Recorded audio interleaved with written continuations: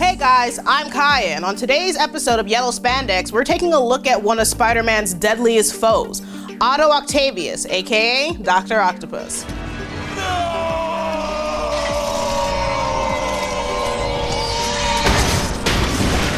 Doc Ock might just be a dumpy old guy with a bad haircut, but his terrifying tentacles made him one of the most vicious and visually interesting characters in all of comics. From humble beginnings to superior style, this is the evolution of Doctor Octopus. We start, as always, with the comics.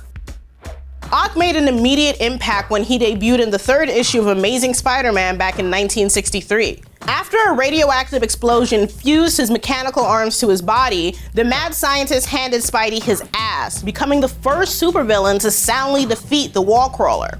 In his first appearance, Ock stuck with his white lab clothes, but as he continued his life of crime, he traded in his scrubs for slacks and a sweater, before settling on what would become his defining look for decades. A green jumpsuit with yellow accents, cool pointy goggles, and a bowl cut that would make Elton John jealous.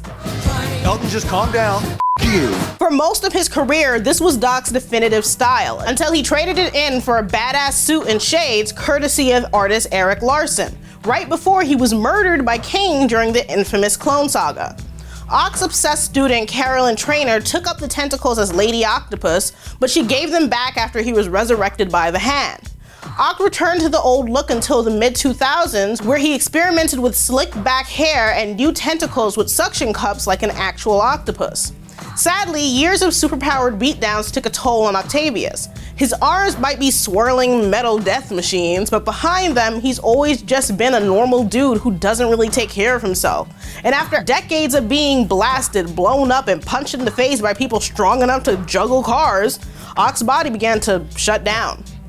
He created a new suit to keep him alive, a walking iron lung that encased his useless human limbs, to make room for 4 extra tentacles and an army of Octobots.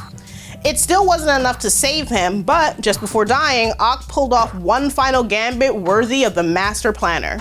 He transferred his consciousness into Peter Parker's body and took his place as a superior Spider-Man with a radical redesign inspired by Alex Ross's unused concept from the first movie, and 4 mechanical spider legs because old habits die hard. Ock eventually gave control back to Peter and let his original consciousness pass on, but a backup of his personality was used to create a series of clones, first in a decaying duplicate of his old self, and finally a perfected new body that combined his intellect and insanity with Peter Parker's power set. The superior octopus is a cool look, but at the same time, comics already has plenty of armored dudes with extra appendages. Superior Ock takes things a little too far from the Good Doctor's trademark appearance, and honestly, I'm getting a little tired of him playing the hero for all these years. Luckily, we still have plenty of examples of the classic evil Ock on screen. So, Spider-Man, you're not the only one who knows how to use a web.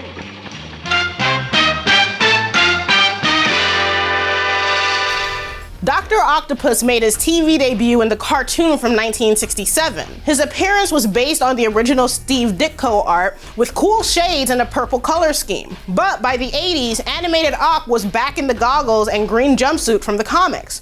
The 1994 animated series made the mad scientist a little more buff, gave him an armored outfit, and, more importantly, a German accent. Who am I? What's in the name? An octopus by any other name would still be as deadly. Despite the fact that his comics counterpart is from upstate New York. Ock was back to his dorky, all-American self in Spectacular Spider-Man, while Ultimate Spider-Man gave us a version closer to his broken-down pre-superior self, voiced, by the way, by SpongeBob himself, Tom Kenny. I am not insane!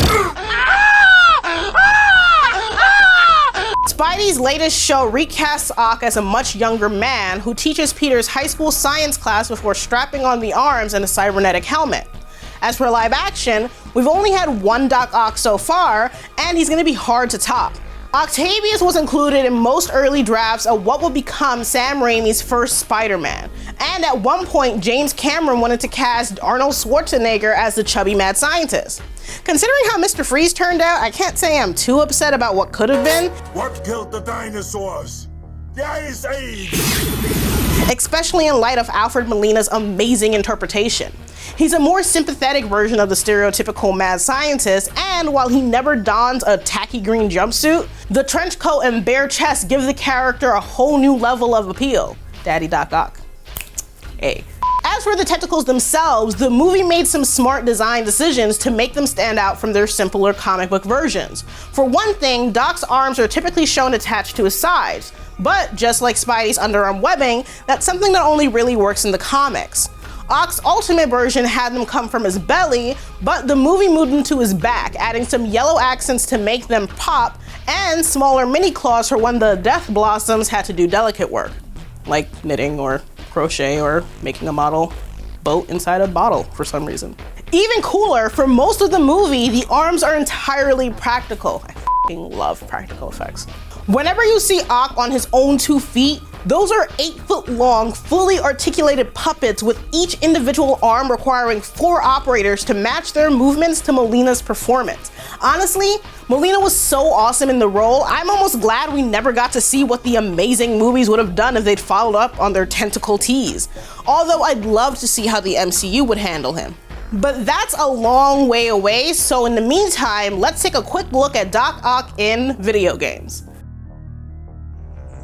Doc Ock first appeared in the Quest Probe Spider-Man game, and actually, you know what? We've already done a massive history of Spidey games, and honestly, they're usually just a reflection of whatever look he was currently rocking in the comics or cartoons.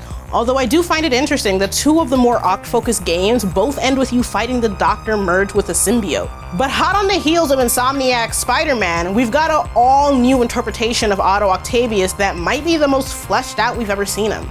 If you haven't played or beaten the game yet, you might want to tune out because we're issuing our strongest possible spoiler warning. Still with us? Awesome, because I'm obsessed with this game's version of Ock. When the game started, I fully expected Peter to be working with Kirk Connors yet again, but making Ock his mentor/father figure was a brilliant fake out. I love the new look, ditching the bowl cut and shaggy hair for some male pattern baldness that makes him look like a cross between Eric Warheim and the guy from The Hold Steady. It's not exactly intimidating, but once the tentacles enter the picture, we've got maybe the scariest version of the supervillain ever. His arms have never looked more dangerous or fabulous. They're massive with glowing yellow tips that look both awesome and give Spidey a helpful target during the chaotic boss battle. They move so smoothly like liquid, but the sound design and amazing animation really sells the weight and danger behind them. Such a disappointment. Parker. Between the green suit, the goggles, and the truly terrifying tentacles, it's quite possibly the coolest the character has ever looked. And honestly, it makes me wonder why the comics are still keeping Octavius in his slimmer, superior body. It was fun for a while, but if Marvel ever decides to bring back the bowl cut and return Doctor Octopus to Lee and Ditko's classic concept, I'll welcome him with 8 open arms. Put your arms up! All of them! Thanks for watching, guys. This was my first supervillain Yellow Spandex, and we're dying to bring on the bad guys, and by we, I mostly mean me. So which villain should we cover next? Deathstroke, Dr. Doom, or is it finally time to tackle Mr. J? Leave a comment, let me know, and as always, please subscribe to Now This Nerd.